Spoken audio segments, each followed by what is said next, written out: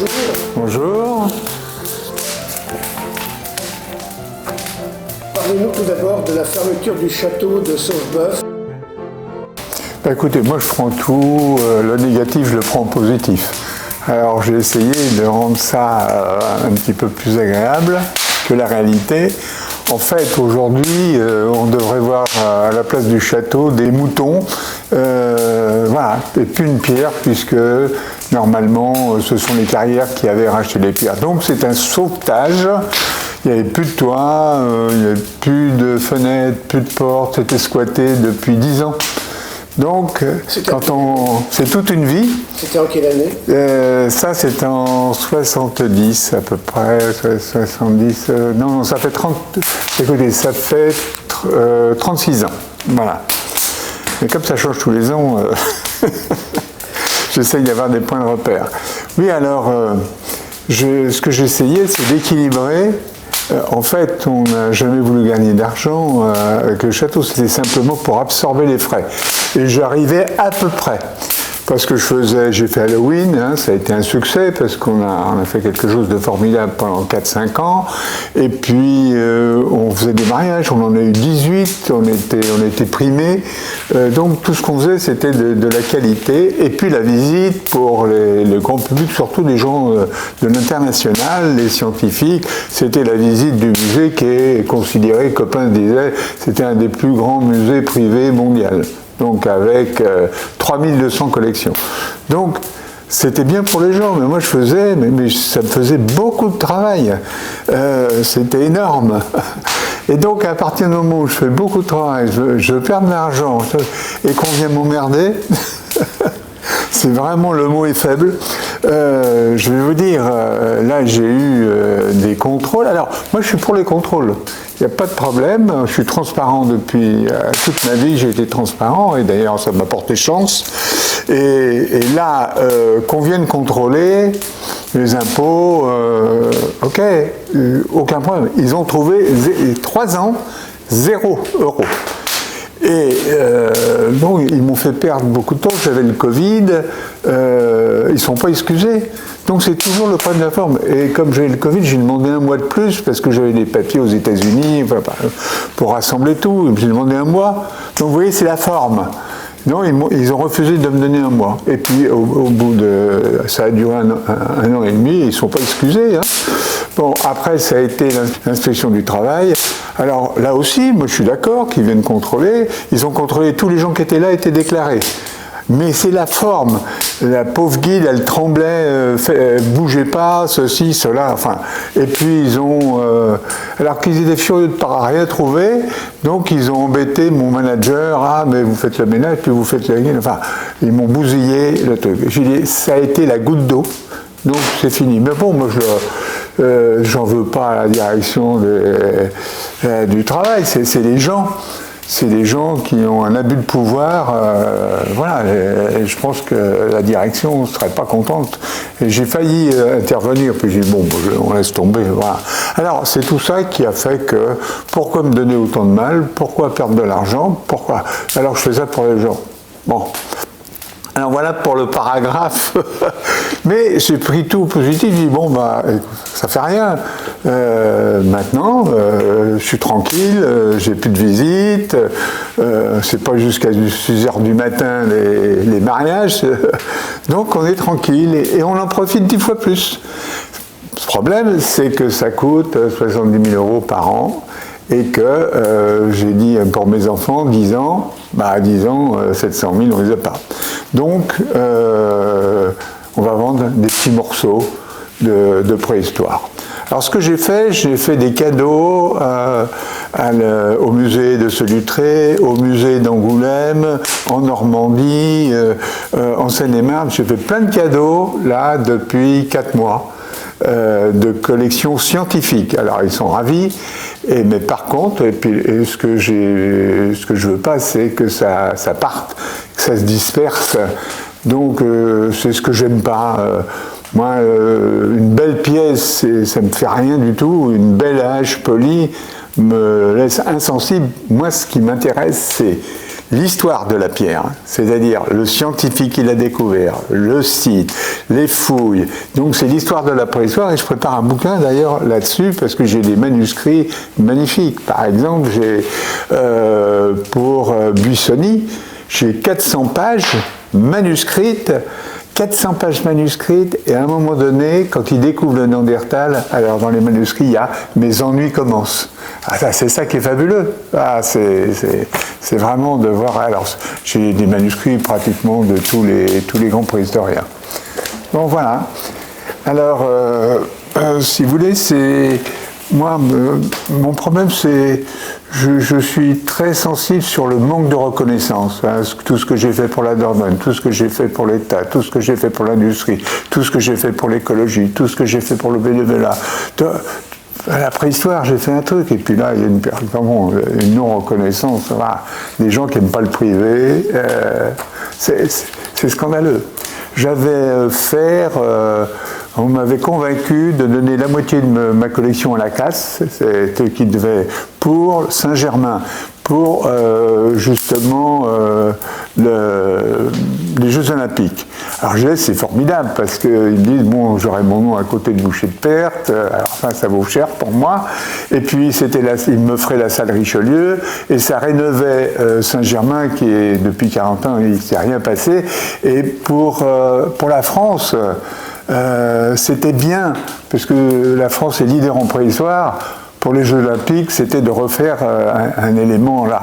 Donc, il y a une femme formidable qui était la directrice des musées, Madame Labourdette, et il faut dire qu'elle m'a convaincu. Alors, c'est-à-dire, à vendre la moitié à la casse, bon, elle n'était pas trop d'accord au départ. Et j'ai donné mon accord. Il pleurait, le conservateur du musée de Saint-Germain. Et puis, Mme Labourdette avait réussi à me convaincre.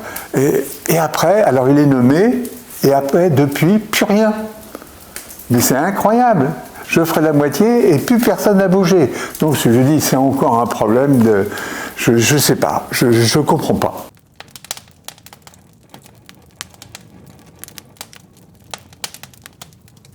C'est vrai que l'histoire, je l'ai refabriquée, l'histoire, et c'est un des bouquins les plus intéressants sous Louis XIII, parce que j'ai fait ça avec une historienne, mais magnifique, 2 ans, et on a fait un livre sur toute l'histoire de la période Louis XIII, qui est une période passionnante.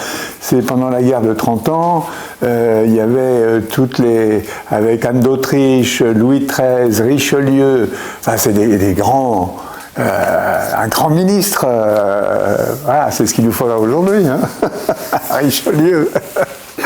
Et c'est des gens passionnants et il y a aussi toute une période, Louis XIV, Louis XIII, c'est une période où il y a l'ésotérisme, vous savez, il y a les messes noires, c'est vraiment, il y a une partie dans l'ombre qui était...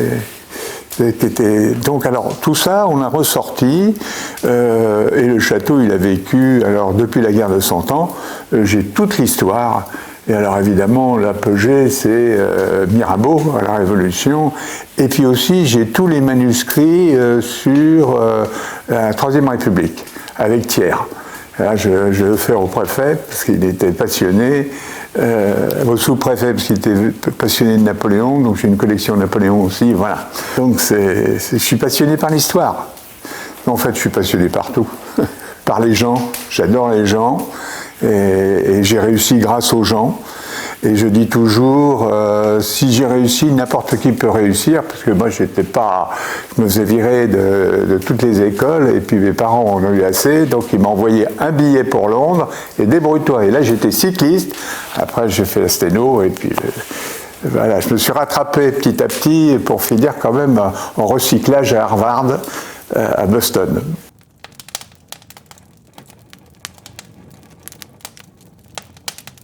La vente, c'est incroyable, parce qu'il y a des pièces, pour moi, j'y attache une grande importance et je trouve que sur le plan historique, c'est déterminant. Rien, pas grand-chose.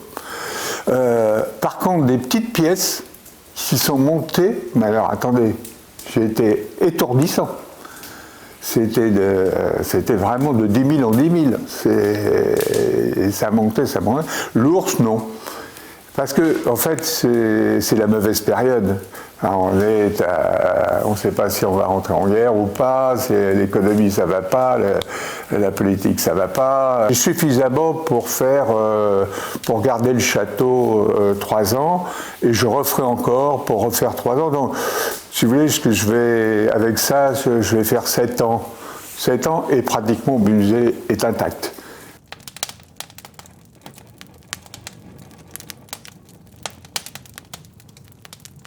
Ah oui, alors là, ça fait longtemps que je travaille. Et si vous voulez, en fait, je me suis aperçu que les gens ne me connaissent pas. Mes enfants ne me connaissent pas, mes amis ne me connaissent pas, ma famille, les industriels, enfin, tous les gens que j'ai connus ne me connaissent pas vraiment. Et alors, c'est en discutant avec Macha Viril, qui est une amie, elle m'a dit bah, « Attends, c'est incroyable ce que tu as fait. » Et en fait, j'ai eu 3 vies. J'ai eu une première vie 15 ans avec mon frère, où j'ai été à Havas, et là j'ai commencé les innovations. Alors je pourrais vous en raconter quelques-unes, mais c'est incroyable, les innovations, déjà quand j'avais 20 ans. Et l'innovation, par exemple, Perrier, le patron de Perrier que j'avais, dit oh, je veux faire un coup, trouvez-moi. Alors je vais voir François et je leur dis est-ce que vous êtes capable de me faire une page à lu? Elle me dit oui, mais ça va coûter. Je dis c'est pas grave. Et puis à ce moment-là, Perrier c'est fou, donc j'ai l'idée d'appeler Dali. Je vois Dali et je lui dis faites-moi un tableau, vous faites ce que vous voulez, simplement on marque Perrier c'est fou. Voilà une innovation. Vous voyez, la lessive Saint-Marc. Alors ça, c'est vraiment la première campagne écologique que j'ai fait, c'était dans les années 60. Hein. Il y a le président de Saint-Marc, c'était pour faire les murs. Et il était en train de faire faillite, il vient me voir, il me dit voilà, ça va plus, mais j'ai pas d'argent. Est-ce que vous pouvez m'aider? Alors moi, à chaque fois, là, j'essaye d'aider les gens, ça me plaît, les paris impossibles, ça me plaît. Alors, je lui dis, bon, je vais réfléchir, et puis alors je découvre, je lui dis, la première chose, il faut trouver de l'argent. Alors je vais voir le directeur de la SNCF, et je lui dis, les gares, je lui avais appris que les gares, depuis Napoléon, n'avaient jamais été lessivées, les 4 gares.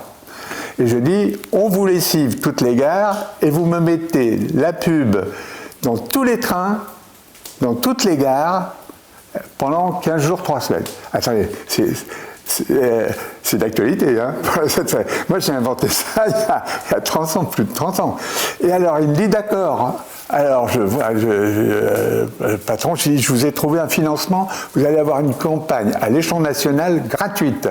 Voilà, dans toutes les gares, ça suffit. Et là, je dis, j'ai fait du judo, et je sais qu'il faut prendre la force. Et là, le grand concurrent américain qui était en train de bouffer Saint-Marc, qui s'appelle Spic, disait garantie ammoniac. Et moi, je dis, voilà, l'écologie, j'ai fait garantie sans ammoniac, à la bonne odeur de pain. La première campagne écologique. Et c'est un produit écologique. Hein. Bon. Et donc là, attendez, ça fait un tabac. On a explosé les ventes. Alors je lui ai fait refaire son paquet, j'ai modernisé le petit ange qui était là. Et puis au lieu de dire c'est pour les murs, j'ai dit c'est pour le jean du chef de gare, c'est pour les sanitaires, c'est pour le sol, c'est pour les murs. Donc j'ai étendu les... Enfin, écoutez, alors ça c'est des innovations, vous en avez 2 là. Donc tout ça, toute ma vie, c'est ça. Après, je lance une marque, on me donne une petite marque de lait, ils disent, voilà, on en rassemble 5 pour faire Candia. Alors là, qu'est-ce que je dis? Bon, l'innovation, c'est que je vais faire sur une campagne de 3 semaines, pendant 10 jours, on dit Candia arrive. On ne sait pas si c'est une voiture, si c'est de l'électroménager, etc. Donc tout le monde est intrigué avec Candia. D'ailleurs, on voit toujours le premier c'est moi qui ai dessiné le logo qu'on voit aujourd'hui parce qu'on avait Perle de lait, parce que c'est le même groupe. Ouais. Perle de lait, c'est ce que j'ai fait à l'époque. Et d'ailleurs, le président dit, bah, attendez, c'est une goutte d'essence, vous allez me retirer ça. Je dis, non, ça fait... et j'ai gagné. Donc, on a gardé ça. Et à chaque fois que je vois les écrans en ce moment, sur un lit, ça me rappelle des souvenirs. Donc, vous voyez, alors, je peux vous en raconter, là, j'ai 10 succès.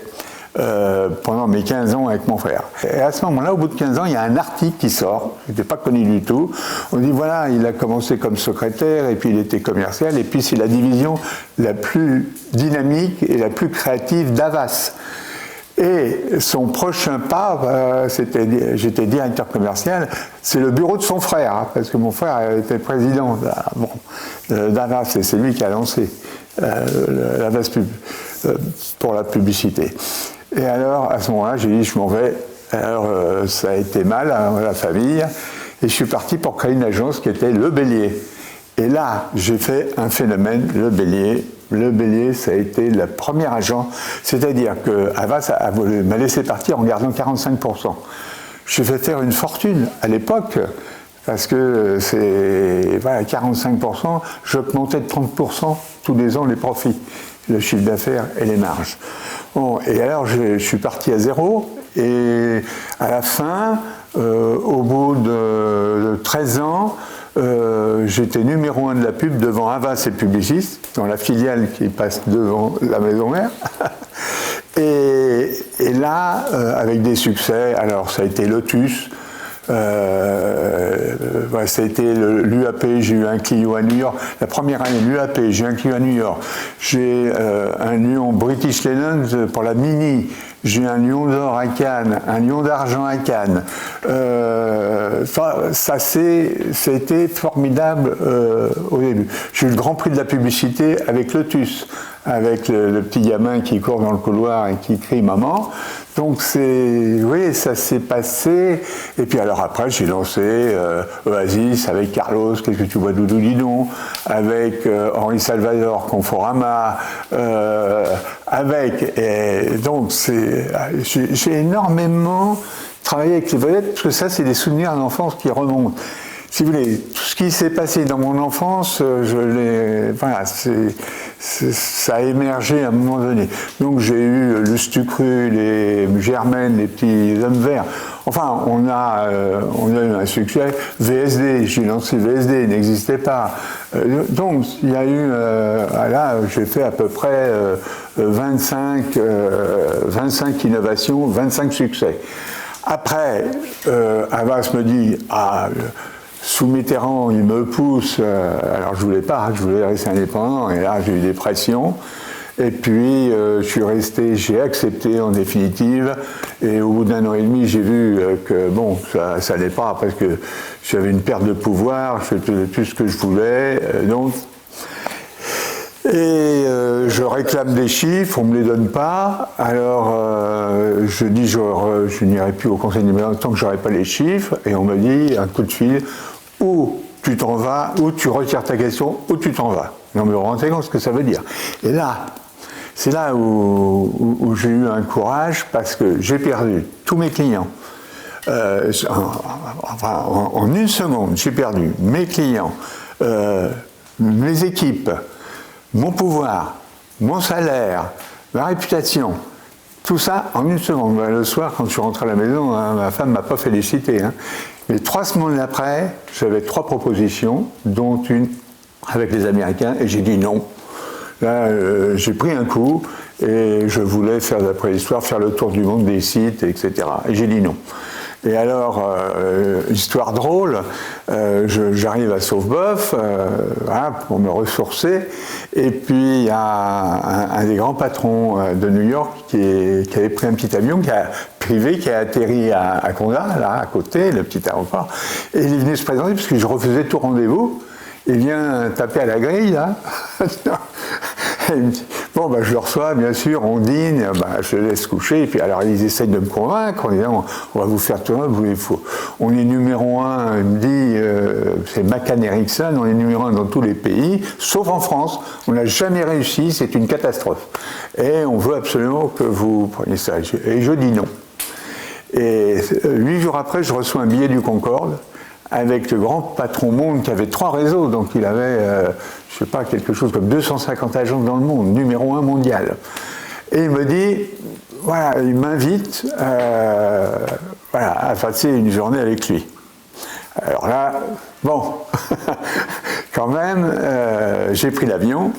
Et alors, j'ai eu un feat avec ce type, alors que je parlais pas très bien anglais, etc., mais on s'est compris, etc. Moi, je finis pas mes phrases souvent, et on a du mal à comprendre toujours. Et là, il y a eu un feat, et j'ai dit OK. Et j'ai dit, je commence dans 1 mois, mais vous ne dites rien à personne.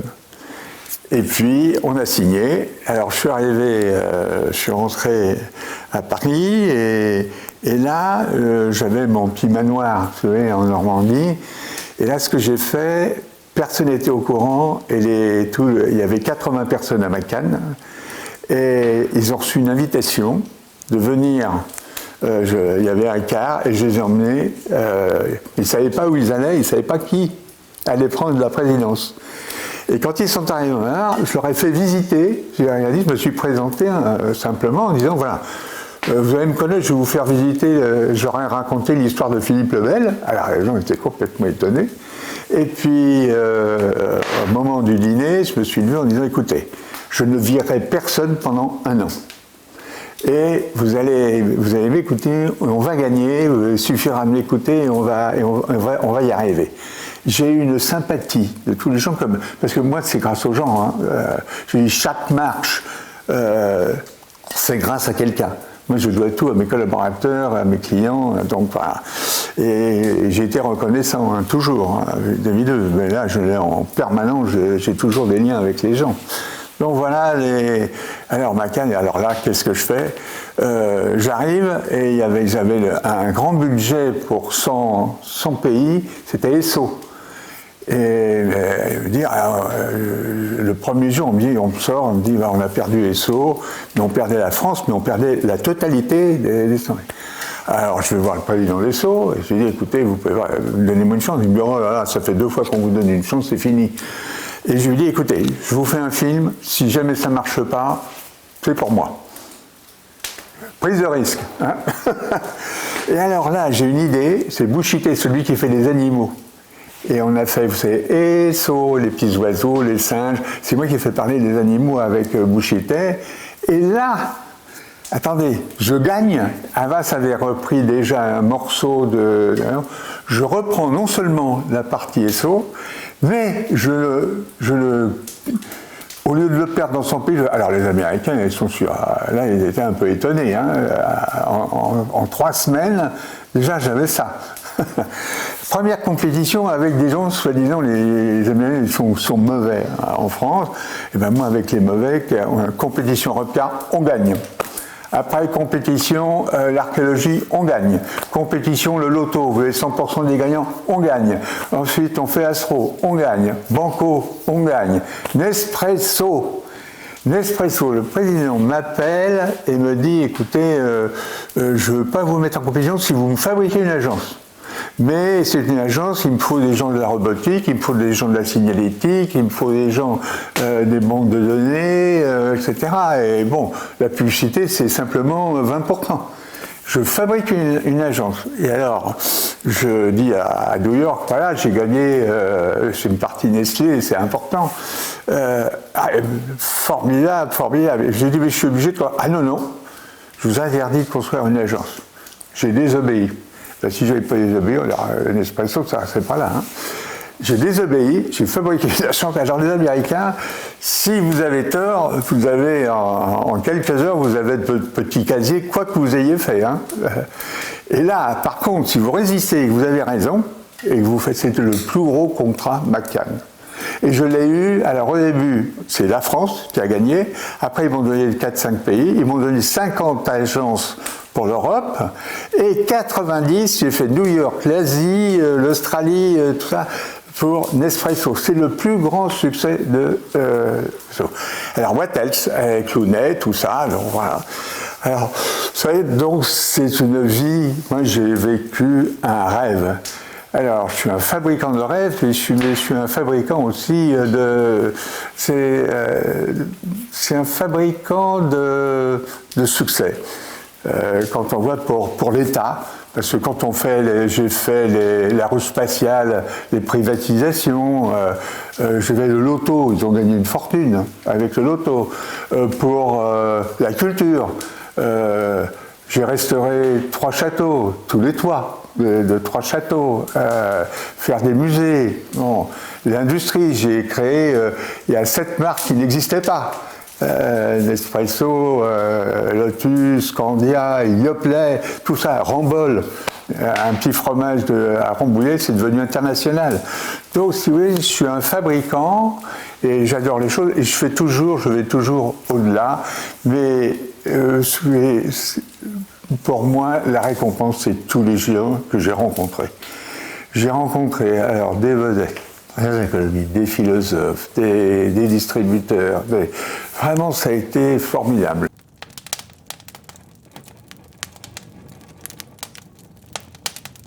Alors, pour la publicité, écoutez, à chaque fois j'ai 60 cas à succès, j'en présente 40. C'est un problème. Donc d'abord, j'ai des règles, j'ai fabriqué des règles, pour chaque lancement j'ai une règle. Par exemple, il faut passer plus de temps sur la question que sur la réponse. En publicité, c'est la première chose. C'est d'étudier tout l'environnement. Par exemple, si j'étais l'État, la première chose que je ferais, je regarderais la concurrence. Ah, les Américains, bon, ils donnent 4 pilules au lieu d'une boîte, on gagne des millions. Et je regardais aux États-Unis. Je regardais ensuite pourquoi il n'y a pas de grève à la SNCF. Ensuite, je regarderai en Scandinavie, les enfants sont protégés à la truc. Ensuite, je regarde tout ce qui est bien et je le prends à la française. Et à chaque fois, j'ai une règle. Donc, si vous voulez, quand j'ai fait Lotus, le patron de Lotus, Ferdinand Béguin, me dit « Oh, mais attends, c'est un succès, bravo, on a bien réussi. » moi, je suis fatigué du film. Vous allez refaire un film. J'ai dit non, bon, alors ok, parce que j'ai compris que je perdais le budget si je ne refaisais pas rien. Je fais un film, une mariée avec des rouleaux de papier hygiénique, une mariée. Je présente, bravo, tout le monde dit formidable, bravo. Et je me lève et je dis, voilà, moi je vous conseille de ne pas faire le film. Il avait coûté 50 000 €. Hein. Je vous conseille de ne pas faire le film parce que votre film, vous l'avez vu 40 fois. Les occasions de voir les gens, c'est 10 fois moins. Et puis entre les occasions de voir vues, hein, après la reconnaissance, la mémorisation, et après j'ai fait une règle, c'est-à-dire la déperdition de la publicité. Donc il faut que les campagnes, elles meurent avant d'être nées. Donc à chaque fois que j'ai quelque chose, j'ai une règle. Donc c'est ça. Et puis alors, là, Ferdinand Béguin, il m'a écouté parce qu'après, il a lancé les mouchoirs. Alors vous savez que sur les autoroutes, c'est moi qui ai démarré avec les préfets. Parce qu'on a fait les relais bébés. Et alors, à l'époque, contre marchandise, comme à Saint-Marc, hein, avec les préfets, on a fait les autoroutes, on a inventé, parce qu'on distribuait. Vous savez, là aussi, c'était Kleenex, un produit générique. Je dis, si je lance Lotus, c'est Kleenex qui va tout ramasser. Donc, je ne vais pas faire de publicité, et j'ai, là encore, courage. Attendez, on me dit, vous avez un budget de 100 millions, je dis, non, j'en veux pas. Et par contre, on va tout mettre dans les boîtes, parce qu'il y avait un produit, les mouchoirs, il y avait une technologie plus intéressante. Et on a fait de la distribution gratuite de tous les autoroutes. Il faut savoir qu'à l'époque, il y avait des queues, il fallait attendre une demi-heure à l'entrée. Et on a inventé le truc avec les... Et alors, avec Mine de Mongeau, l'année dernière, on a fait... Alors, je prenais des vedettes pour faire les inaugurations pour l'autoroute de l'Estérel. Je suis avec la voiture de Colombo et j'emmène Mine de Mongeau. Enfin, j'ai eu un... Et alors, j'ai toujours été fasciné par les vedettes. J'ai énormément travaillé avec Balasco pour Saint-Ol. Ça fait du mal ou ça fait bien, c'est avec elle, enfin, avec Johnny Hallyday, avec Gainsbourg pour Martini. Alors l'histoire de Martini aussi, c'est formidable. La prise de risque, là aussi, je l'ai.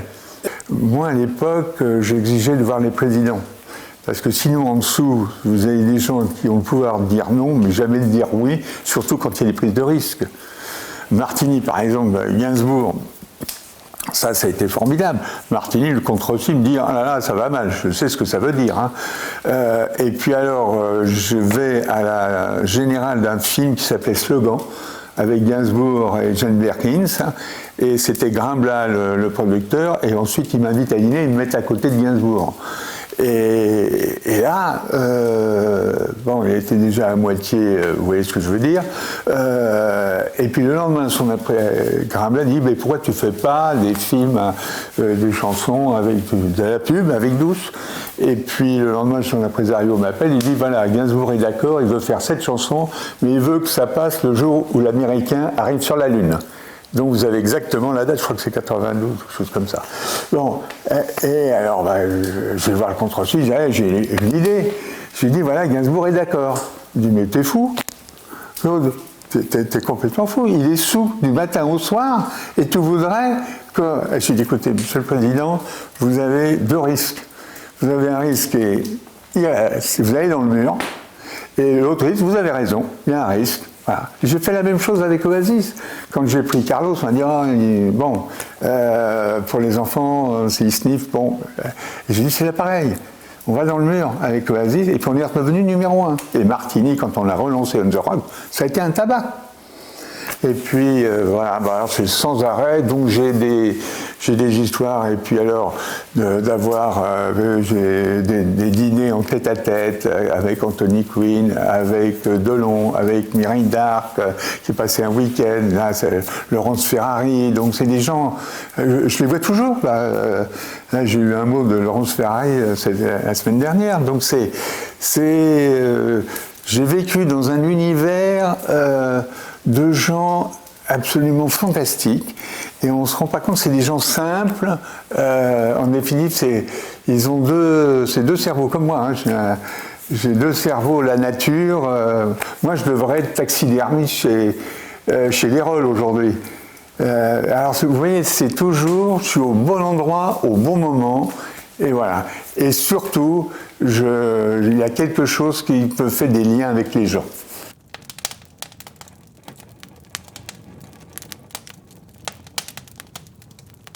Chaque minute, alors moi je suis mort, hein, normalement. Là, ils m'ont sauvé, je ne suis pas opérable, ils m'ont quand même opéré, et là, formidable. Ils m'ont dit, le cardinal m'a dit, on a fait que la moitié du travail, il faut recommencer dans 1 mois. Ça fait 2 mois qu'il m'a dit, il faut recommencer, et je ne veux pas qu'on recommence. Mais la dernière fois, ils m'ont demandé qu'est-ce que je voulais faire, ils m'ont envoyé... Si vous partez, est-ce qu'il faut vous ranimer? J'ai dit non. Voilà, moi je veux que le cerveau... C'est pour ça que j'ai bien aimé l'article dans le Sud-Ouest qui dit il a un pied dans la tombe, mais en fait j'ai les 2 pieds dans la tombe. Moi c'est une question de mort. Mais je me fous de la mort. Alors je voudrais rendre un hommage à quelqu'un qui m'a beaucoup aidé ici pour le château, c'est Jean-Pierre Laborde, qui malheureusement est décédé il y a quelques mois. Et parce que vraiment, c'est grâce à lui que j'ai restauré, que j'ai eu le courage de faire tout ça. Donc, et j'ai pas eu je n'ai pas pu le voir avant sa mort là, donc je regrette un peu. Voilà, c'était l'hommage que je voulais faire. Une citation, c'est je vais faire avec qui j'aimerais dîner. C'est ma citation. Alors Sarkozy a dit c'est avec Jésus, et moi ça sera avec le Néandertal. Merci Claude Douce.